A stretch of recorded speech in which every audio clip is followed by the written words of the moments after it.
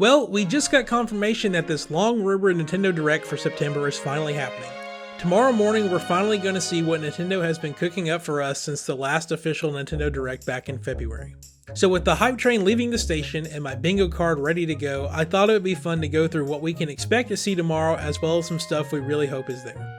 So let's start off with the stuff that is most likely going to be there, starting off with Mario plus Rabbids Sparks of Hope. Yes, we did just get a new trailer for this game at Ubisoft Forward last weekend, but that has never stopped Nintendo from showing a game twice in the same week. This game is in fact their next major release coming out on October 20th. I'd say that it's a fair bet that we'll learn some new information here heading into its release. Bayonetta 3. Compared to Mario Rabbids, I feel like there is much less known about Bayonetta 3. Releasing a week after Sparks of Hope, I'd expect for a news blowout for the Umbra Witch's next adventure. If there isn't a ton of news tomorrow, I'd say it's certain there will be a Bayonetta-focused direct happening very soon. Pokemon Scarlet and Pokemon Violet. While it is possible that there may be a new trailer for Scarlet and Violet in this new direct, we did just get a new trailer last week from the Pokemon Company. If there is a new trailer, I hope we finally see the evolutions for the starter Pokemon. I don't think we've ever had to wait this long into a Pokemon marketing cycle to learn more information about your potential ride or die through the Paldea region. With those three games out of the way, that is pretty much all of Nintendo's confirmed games heading into this holiday season. We have other third-party games such as Sonic Frontiers, Harvestella, and Dragon Quest Treasures to look forward to, but for the sake of this video, we're going to focus on Nintendo's first-party properties. But now on to the fun stuff, the predictions. Starting off with Advance Wars 1+2 Reboot Camp. Let's face it, the initial delay of Advance Wars made sense to many people. Nintendo pushed the game out of respect to the conflict happening in Ukraine, but with uncertainty on how long that conflict could continue to go on for, is Nintendo just going to sit on that game until it's over, even if it takes years for it to conclude? I think it's possible that Advance Wars will see a release before the end of this year. Some lucky soul was actually able to already download it and beat it through a glitch on the eShop shortly after the delay, signaling that this game is done and they are just waiting for the right moment to drop it. My gut is telling me that this may be Nintendo's December release, but knowing how they operate sometimes, this could be a shadow drop on the Switch shortly after the Direct tomorrow, a surprise that I know Richard would be very fond of. As far as predictions go, there is no bigger game to predict being there than The Legend of Zelda Breath of the Wild 2. This game has been in development for 6 years now. After seeing a delay into 2023 earlier this year, we are potentially 6 months out from playing the 20th installment in the Legend of Zelda series.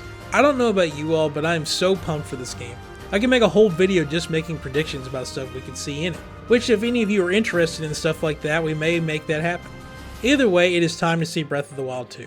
It is time to stop calling this game Breath of the Wild 2, or the sequel to The Legend of Zelda Breath of the Wild. I want to know the name of this game just about as bad as I want to play the damn thing. I have so many questions regarding gameplay and story just from what we've seen in the trailers alone. And that's not all the Zelda news we could see at this event.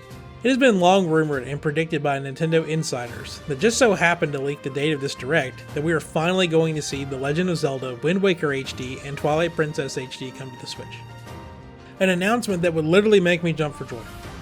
I know they are just HD ports of older games, but both of these games are so important to me. And if they are coming, the next question is, are they going to be released in this rumored double pack, or is Nintendo going to charge $60 a piece for them? Either way, I know I'm going to be jumping back in day one.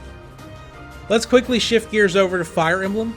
I have no actual idea if now is the time to show off the new Fire Emblem game, but this is the first Nintendo Direct to air since the leaks began in the spring, showing off a setting and a protagonist with Joy-Con red and blue hair.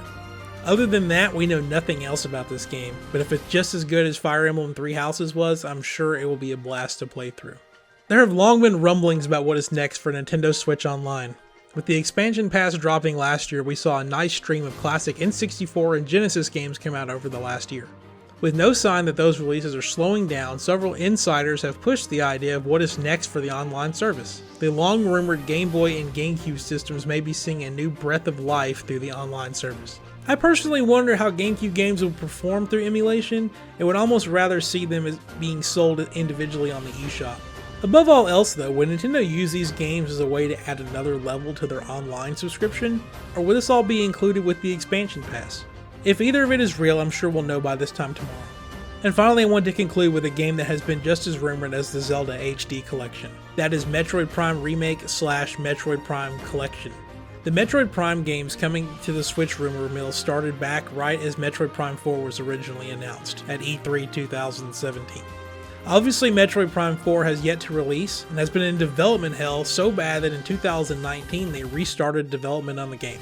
Ever since it was originally announced though, there were rumblings from leakers, insiders, you name it, about the original Metroid Prime games coming to Switch ahead of Metroid Prime 4's launch. All of the games would have modernized controls, and Metroid Prime 1 would be a full-on remaster of the original. However, in recent months this has changed instead to the Metroid Prime announcement not being all 3 games, but only the original Metroid Prime. This also isn't a remaster but a full-on remake of this game. I think in either scenario you win some and you lose some, but I think the safest bet is that it's only the original Metroid Prime and not the collection, but I would love to be proven wrong here. Anyways, that is all the predictions we got for you heading into tomorrow's September Direct. If you made it this far into the video, leave a like and comment below with what game you want to see in tomorrow's Nintendo Direct. We'll be going live tomorrow shortly before the Direct to give our final predictions and to watch the Direct with you all. Thank you so much for watching, and we'll see you tomorrow.